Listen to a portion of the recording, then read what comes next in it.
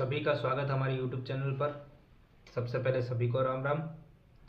आज हम model paper number 8 कर रहे हैं कक्षा 10 का, और उसमें सवाल नंबर 10 खंड ब से। इसमें हमें दिया गया है यदि साइन थीटा का मान दिया गया जाए 1/2, तो हमें इस समीकरण को हल करना है, इसका मान कितना आएगा। तो सिंपल हमें क्या करना है, जहां पर साइन थीटा दिखे वहां पे हमें क्या यूज करना है, 1/2।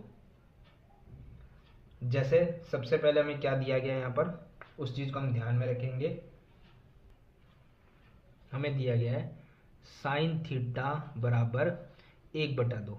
अब अगर इधर साइन है तो इधर भी साइन का यूज करेंगे, और 1/2 मान हम देखेंगे त्रिकोणमितीय सारणी से कि साइन में 1/2 मान कितने डिग्री पे आता है। आप देखेंगे तो ये आएगा 30 डिग्री पर। तो साइन से साइन क्रॉस हो गया तो थीटा बराबर कितना आ गया, 30। तो यही हम यूज करेंगे पूरी समीकरण में। और हमें यहां पर क्या दिया गया था, 1 - 2 साइन स्क्वायर, और थीटा की जगह कितना आ गया हमारे पास, 30 डिग्री, बट्टे में साइन, और थीटा की जगह कितना आया था हमारे पास, 30 डिग्री। अब हम क्या करेंगे, 1 - 2 है गुणा साइन 30 डिग्री की जगह साइन 30 का मान रख देंगे, ठीक है, जो हमें कितना दिया गया था, 1/2। त्रिकोणमितीय सारणी से हम देख भी सकते हैं, और उस पर स्क्वायर है तो सिर्फ उतने पे स्क्वायर है, साइन पे ही है, तो साइन के मान पे स्क्वायर करेंगे। बाकी 1 और 2 आगे उस पर हम स्क्वायर नहीं लगाएंगे क्योंकि दिया हुआ नहीं है। ऐसे ही बट्टे में साइन 30 है तो साइन 30 का मान तो 1/2 होता है। यहाँ पर कोई स्क्वायर नहीं है तो हम स्क्वायर का यूज भी नहीं करेंगे। आगे हम देखते हैं, इसी चीज को आगे हल कर रहे हैं। 1 माइनस वैसे का वैसे रहेगा, 2 गुणा, पहले इसे हल करेंगे तो 1 का वर्ग 1 होगा, बट्टे में 2 का वर्ग करेंगे तो ये कितना हो जाएगा, 4, और बट्टे में 1/2 तो वैसे का वैसे है ही। इसे हल करते हैं तो सबसे पहले 1 माइनस वैसे का वैसा है, और हमें पता है कि ये एक दूसरे से कट सकता है तो हम काट देंगे। 2 के पाड़े से 2 दूना 4 बार कट गया, तो यहाँ बचा 1 गुणा 1 1, और बट्टे में बचा है 2। यहाँ पर है 1/2। अब इसे हल करने के लिए हमें क्या करना है, सबसे पहले इसके बट्टे में कुछ नहीं है, 1 लगा सकते हैं, वरना वैसे तो एक सिंपल तरीका मैं बताऊं। ये हमारे पास है 1 माइनस आधा करेंगे तो आधा ही बचने वाला है। हम इसे डायरेक्ट ऐसे भी लिख सकते हैं 1/2, और ये बट्टा का मतलब होता है डिवाइड, और 1/2। अगर आप यहाँ ये नहीं समझे कि मैंने ये आधा कैसे लिख दिया, 1 माइनस आधा आधा ही बचता है, वरना हम सिंपल क्या करेंगे, एलसीएम तरीके से हल करेंगे। 1 और 2 का एलसीएम 2 आएगा, 1 का 2 में भाग 2 बार जा रहा है, 2 की गुणा 1 से 2 बार, माइनस 2 का 2 में भाग 1, और 1 की गुणा 1 से 1, 2 में से 1 जाएगा तो 1 ही बचेगा, भाग में 2 है, और ये जो था भाग में 1/2, इसे हमने भाग में लिख दिया है। अब 1/2, इस भाग को जब गुणा बदलते हैं तो ये आगे वाली संख्या व्युत्क्रम यानी उल्टी हो जाती है, जो ऊपर था वो नीचे, जो नीचे है वो ऊपर। तो 2 1 कम 2, 2 1 कम 2, 2 से 2 क्रॉस, आंसर क्या है हमारे पास, 1। तो इस समीकरण का मान क्या आएगा, 1।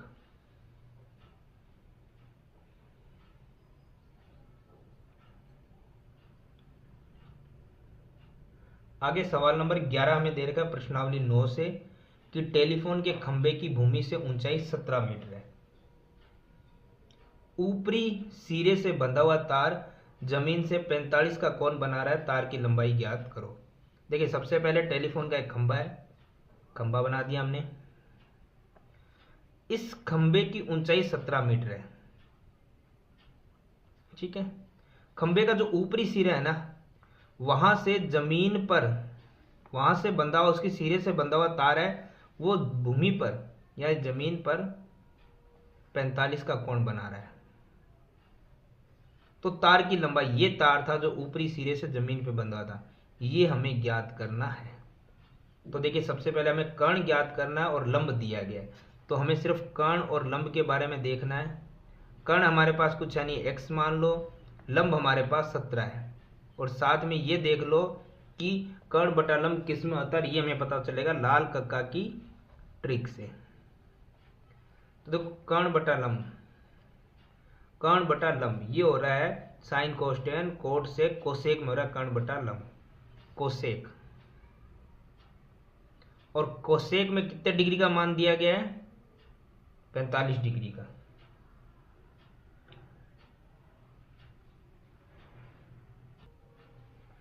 सिंपल हम क्या करेंगे, यहाँ पे x बटा 17 है, यहाँ पे कोसेक 45 का मान रख देंगे जो होता है अंडर रूट का 2। तो x है बराबर में अंडर रूट 2 था, और ये जो 17 भाग में है वो बराबर को उधर जाएगा गुणा में, यानी 17 अंडर रूट 2 मीटर हो जाएगा। तो वैसे तो हमारा ये आंसर यहाँ कंप्लीट हो गया है, लेकिन इससे ज़्यादा अगर आप पॉइंटों में निकालना चाहे तो मैंने बताया था आपको, जैसे 17 रहेगा गुणा में अंडर रूट 2 का मान, आप भाग विधि द्वारा वर्गमूल निकाल के कर सकते हैं, अन्यथा अंडर रूट 2 अंडर रूट 3 के मान तो आप याद रखिए, अंडर रूट 2 का मान होता है 1.414, यानी 17 गुणा में इनसे करनी है, 17 चौक 68, 17 एकम 17 और 6 23, 17 चौक 68 और 2 70 पॉइंट, 17 एकम 17 और 7 24, और ये आया है मीटर में।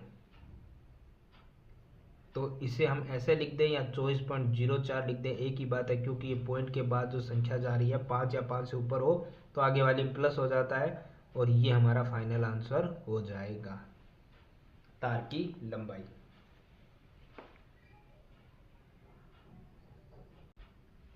आगे सवाल नंबर 12 जो हमें दिया गया है, आकृति हमारे सामने है और इसमें हमें दिया ये गया है कि चित्र में टी से लेके पी, टी से लेके क्यू जो वृत्त केंद्र है उस पर स्पर्श रेखाएं डाली गई है। अब हमें दिया गया यदि टी ओ क्यू 50 डिग्री है तो हमें बताना है ओ टी पी ये वाला कोण कितने डिग्री होने वाला है, सॉरी क्यूटीपी नहीं पूछा है, ओ टी पी ये वाला एंगल। देखो सबसे पहले इस आकृति में हमें ध्यान रखना है कि हमें क्या क्या दिया गया उस पर ध्यान रखेंगे। हालांकि स्पर्श रेखा हमें दी गई है, ठीक है, लेकिन हम सबसे पहले क्या करते हैं, रचना से इस आकृति को मिलाते हैं, क्योंकि हमें ये ही चाहिएगा। दिया हुआ भी हमें कि टी ओ क्यू ये वाला एंगल हमें 50 डिग्री दिया गया है, ठीक है, और हमसे पूछा गया ओ टी पी ये वाला एंगल, पूरा नहीं पूछा गया, तो ये थोड़ा ध्यान रखिएगा। अब इसमें हम आगे देखते हैं कि सबसे पहले हमें क्या निकालना है, मतलब बताना तो हमें यही है, लेकिन हम शुरुआत किस तरीके से कर सकते हैं। देखिए शुरुआत करने के लिए हमें एक चीज़ पे ध्यान देना होगा, और वो क्या है वो हम समझ लेते हैं यहाँ पर। देखिए सबसे पहले हम इसे पूरा एक चतुर्भुज मान के चल रहे हैं, तो चतुर्भुज में क्या होता है, हमारे पास 4 भुजाएं हैं तो 4 कोण होते हैं, तो हम पहले उस तरीके से लेके चल रहे हैं, ठीक है। साथ में जो हमें दिया उसका भी ध्यान रखा जाएगा। हमें ये एक एंगल दिया गया है तो हमें इस एक एंगल से सबसे पहले हमें पता है कि 4 एंगल बनते, एक ये जो हमें पता नहीं है, एक ये और एक पूरा ये, पूरे में से आधा एंगल तो हमें दे रखा है। लेकिन अब अभी हम यह नहीं कह सकते कि अगर ये 50 है तो पास वाला ही 50 होगा, लेकिन इसे सिद्ध कर सकते हैं 2 त्रिभुजाकार आकृति लेके। एक बार हम ले लेते हैं ये वाला त्रिभुज, एक बार ले लेते हैं हम ये वाला त्रिभुज, यानी टीपीओ और टीक्यू।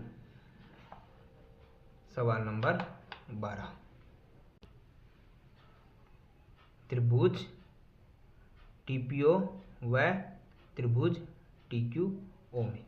देखिए दोनों त्रिभुज हम लेते हैं तो हमें सबसे पहले बराबर सर्वांग सम करने के लिए कुछ चीजें चाहिए, जिसमें एक तो हमें मिल गई है ओटी।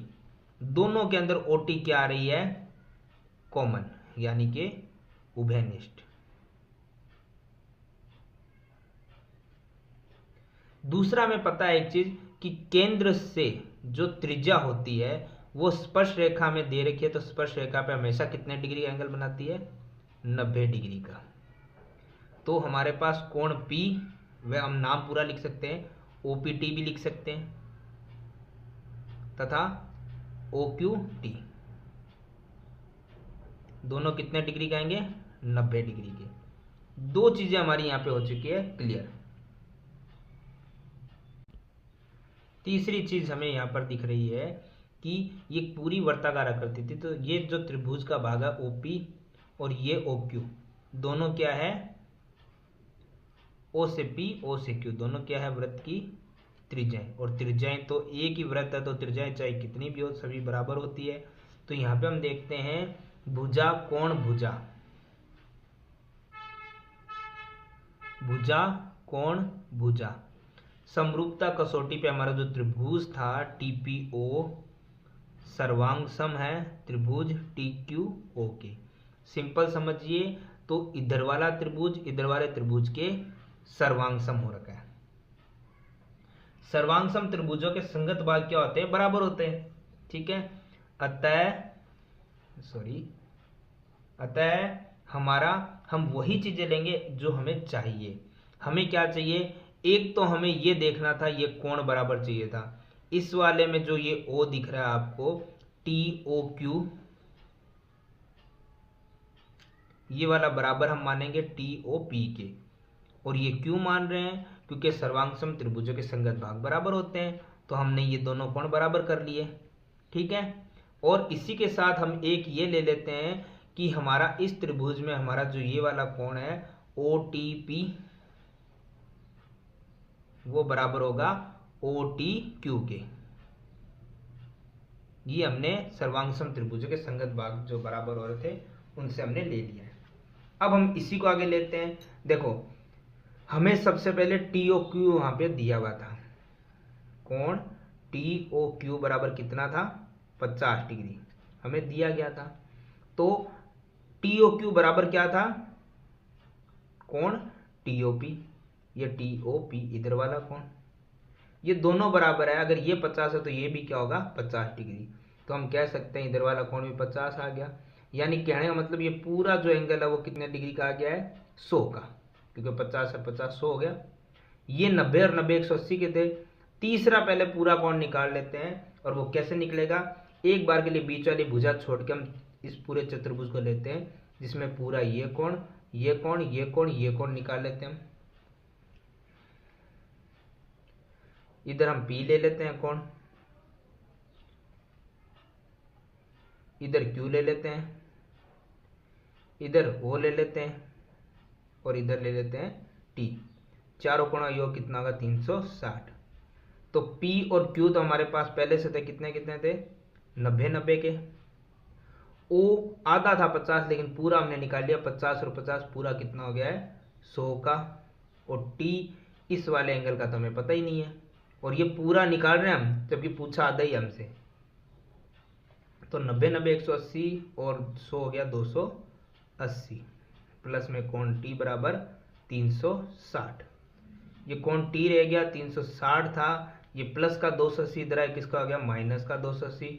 तो कोण T बराबर कितना आ गया, माइनस करने पे आ गया है 80 डिग्री। अब ये पूरा 80 डिग्री है, हमें चाहिए आधा ही कोण। चूंकि हम पहले बता चुके हैं संगत भाग की वजह से कि ये वाला भाग उधर वाला और ये वाला भाग इधर, दोनों बराबर है। और इन दोनों को हम जोड़ेंगे, पहले उधर वाला भाग OTP और फिर इधर वाला भाग OTQ।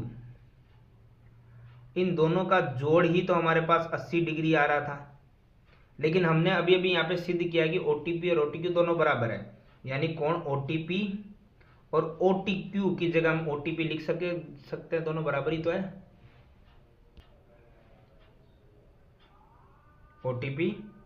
OTP और OTQ दोनों बराबर है, तो हमने OTP ठीक लिखा, प्लस OTQ की जगह हम OTP लिख सकते हैं, दोनों बराबर है, बराबर में 180 डिग्री। अब OTP कितने हो गए, 2 हो गए, बराबर में कितना था, 80 डिग्री। अब सिंपल हमें क्या करना है, कोण OTP है उसको हम यहीं रख देंगे, बराबर में 80 था, और ये 2 जो गुणा में था बराबर के इधर आएगा तो किस में आ जाएगा, भाग में। तो कोण OTP बराबर कितना आ गया, 2 से 80 का भाग लगेगा तो आएगा 40 डिग्री। और हमसे एक्चुअली यही पूछा गया था, कोण OTP ज्ञात करो, तो कोण OTP का मान कितना आया है, 40 डिग्री। तो ये सवाल नंबर 12 होता है कंप्लीट।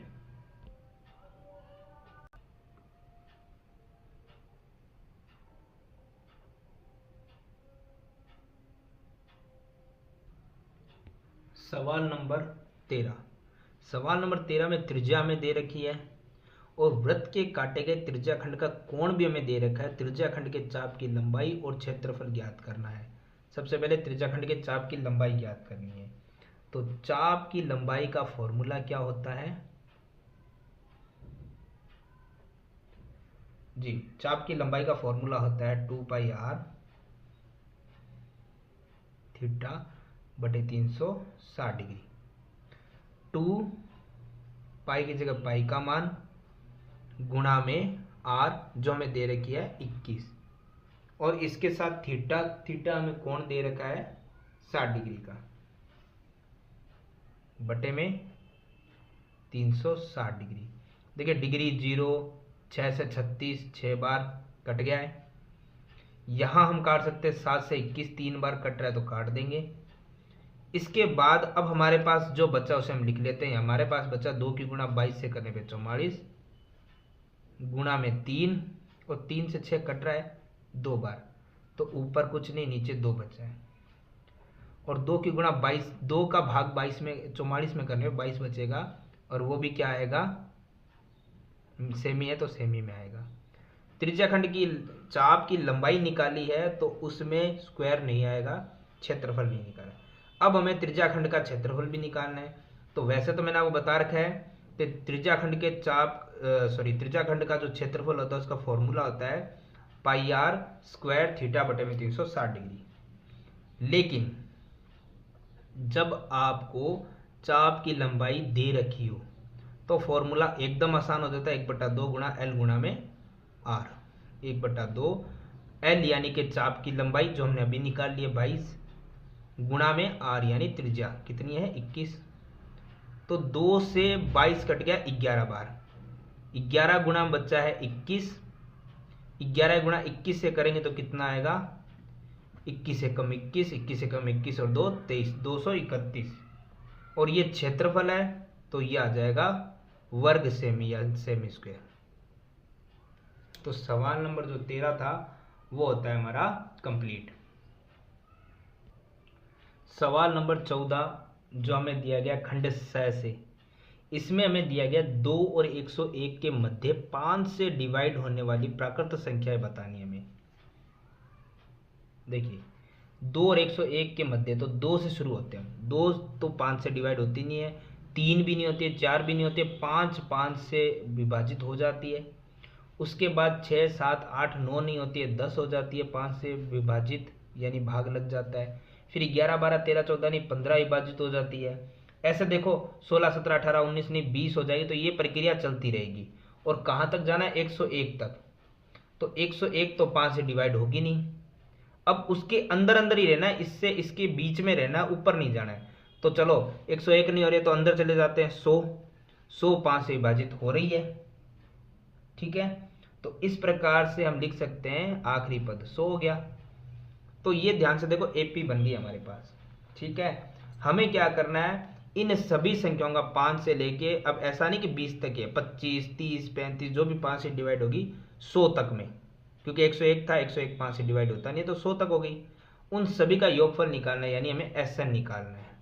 लेकिन एसएन बाद में निकलेगा, पहले हम ए निकाल लें क्या है 5, डी निकाल लें क्या है, डी आता है a2 माइनस a1 करने से, और a2 हमारे पास कितना आया है 10 और a1 कितना है 5, यानी कि d आ गया हमारा 5, ठीक है। उसके बाद में हमें क्या करना है, यहां पर वो आखिरी पद निकालना है कि वो कितवां पद है। यानी कि हमें ये पता है कि ये आखिरी पद है an है जो 100 है। अब an का फॉर्मूला होता है वो होता है a प्लस n माइनस ए गुणा में d, और उसका उत्तर तो हमें पता है 100वां पद आया है। तो हम क्या करेंगे, a की जगह a का मान कितना था 5 रख देंगे, प्लस n हमें पता नहीं है माइनस ए गुणा में d भी हमें पता है 5, बराबर में कितना है 100। हम क्या करते हैं, सबसे पहले जो ब्रैकेट में ये 5 जो दिख रहा है प्लस का, इसे हम फ्री कर देते हैं। बाकी n माइनस ए गुणा में 5 पड़ा है, ये 100 है, और ये प्लस का 5 इधर है, किसका हो जाएगा माइनस का, यानी कितना रहेगा 95। ये n-1 भी यही है, ये 5 जो गुणा में था वो बराबर के इधर किस में आ जाएगा, भाग में। तो n-1 बराबर 5 का 95 में भाग जाता है 19 बार। तो n है 19 है, ये माइनस का किधर है, किसका आ जाएगा, प्लस का। तो n बराबर कितना आ गया, 20। यानी जो ये 100 आया है ये an था, an यानी कोई अनवा पद था, वो हमें पता चल गया, वो n यानी पद कितना आया है, 20 आया है। लेकिन हमारा सवाल कंप्लीट नहीं है। अब हमें इन संख्याओं का योगफल ज्ञात करना है। योगफल का मतलब क्या होता है, Sn, और Sn का फार्मूला क्या होता है, n/2 ब्रेकेट। देखो वैसे तो हमें पूरा फॉर्मूला याद है, 2a + n-1 गुणा में d, लेकिन मैंने एक चीज ये बताई थी, जब आपको आखिरी पद दिया हुआ हो तो हमारा फॉर्मूला क्या हो जाता है, वो ध्यान रखना, वो हो जाता है a प्लस में, अब मैं बता दूं, ये होता है आखिरी पद, इसको हम l भी बोलते हैं, यानी कि फॉर्मूला हो जाता है ये। आप l लिख लो चाहे an लिख लो, एक ही मतलब होता है। और ये तभी लगता है जब आखिरी पद हमें दिया हो, वरना तो आप पूरा फॉर्मूला लगाओ तो भी हमारा मान निकल जाएगा। अगर आप समझ रहे हो कि हम ये क्यों लगाएं, 2a + n-1 गुणा d वाला पूरा फॉर्मूला लगाओगे तो भी योगफल निकल जाएगा। पर अगर आखिरी पद है तो हमारे पास थोड़ा शॉर्ट हो जाता है, आसान कर लेंगे। चलिए, तो अब हमें क्या करना था, Sn तो हमने निकाल लिया 20वां पद, 20 पदों का योगफल निकालना है। तो n 20/2, a हमारे पास शुरू में आ गया था 5, और l था हमारा आखिरी पद, l को हम an भी बोलते हैं, कितना था, 100। तो s 20 है, 2 से 20 गया 10 बार, और ब्रैकेट हल कर देते, 5 + 100 कितना होता है, 105। ब्रैकेट खुल चुका है। अब हमें सिर्फ क्या करना है, वो 20 पदों का योग कितना है, 10 की गुणा 105 से कर दो, 1050। तो हमारा सवाल नंबर 14 है वो कंप्लीट हो गया। अब देखते हैं इसके अथवा में दूसरा सवाल। इसी में अथवा में दिया गया एक एपी हमें दी गई है सबसे पहले। तो देखिए एपी जब भी मिले हमें एक चीज ध्यान रखनी है, हमें एपी से ए मिल रहा है तो ए लिख लो, कितना है 21। डी मिल रहा है तो डी लिख लो, डी का तरीका पता है, a2 - a1, a2 18 माइनस में a1 21, 18 - 21 हो गया है -3। अब हमें बताना है इसका कोई पद -81 है, वो पद बताओ कौन सा है। तो हम तो समझ रहे हैं, हमें वो नहीं पता कौन सा है, an समझ रहे पद, लेकिन उसका फॉर्मूला क्या होगा, a + n-1 गुणा में d, और हम वो समझ के चल रहे हैं -81 है। सिंपल सा ध्यान रखिएगा, हमें नहीं पता वो पद कौन सा है, तो पद का फॉर्मूला तो लगा लोगे, -81 है वो तो लिख लोगे। अब हम फॉर्मूले के में लिखेंगे एपी के जो जो मान दिए गए, ए दिया गया है 21 प्लस n तो हमें पता ही नहीं है, गुणा में d हमारे पास है -3 और बराबर में है -81। अब हमें क्या करना है, सबसे पहले यहां पर n-1 गुणा में -3 को रखेंगे, माइनस का 81 था, ये प्लस का 21 जो इधर से बराबर से इधर है तो किसका हो जाएगा, -21 हो जाएगा। तो यहाँ पे ये दोनों हो जाएंगे माइनस माइनस प्लस, तो 81 और 21 हो जाएंगे 102। वो भी बड़ी संख्या किसकी है, माइनस की। देखो माइनस माइनस प्लस हो गए तो हमने इनको प्लस कर दिया, 102 हो गए, और बड़ी संख्या माइनस की है। अब इस वाले को हल करते हैं। देखो -3 की गुणा n से करोगे तो क्या आएगा, -3n। फिर माइनस और माइनस क्या हो जाएगा, प्लस, -3 की गुणा 1 से करो तो क्या हो जाएगा, माइनस माइनस प्लस हो गया, और 3 की गुणा 1 से करो तो क्या हो जाएगा, 3। तो -3 यहीं रख दीजिए, -102 तो था, और ये प्लस का 3 इधर है, किसका हो जाएगा, माइनस का 3। तो -3n है, माइनस माइनस फिर से प्लस हो गए, तो 102 और 3 कितना हो गया, 105। बड़ी संख्या किसकी है, माइनस की। ये माइनस माइनस फ्री करो, n बराबर 105 था, और ये 3 जो गुणा में था बराबर के इधर किस में आ जाएगा, भाग में। तो n बराबर कितना आया, 3 का 105 में आप भाग लगा देंगे तो ये चला जाएगा, 3 3 9, बच गया 1, 3 5 15। तो वो पद कौन सा था जो -81 है, वो पद था 35वां। इसका मान कितना आ जाएगा, -81। आधा सवाल हमारा कंप्लीट हो गया है। अब इसके साथ हमें एक चीज और बोली गई है कि साथ ही ये बताओ इस एपी का कोई पद शून्य है।